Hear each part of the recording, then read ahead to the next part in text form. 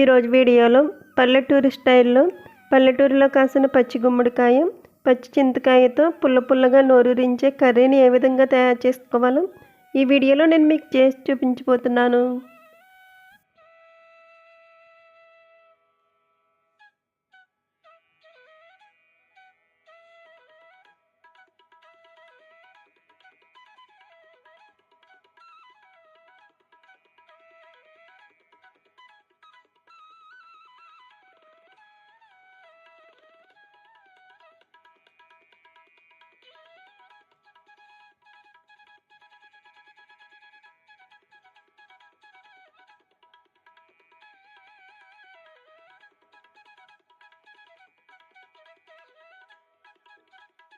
ఈ ప్రాసెస్లో చేసుకున్నట్టయితే పల్లెటూరి స్టైల్లో పచ్చి గుమ్మడికాయ, పచ్చి చింతకాయ కర్రీ పుల్లగా చాలా రుచిగా ఉంటుంది.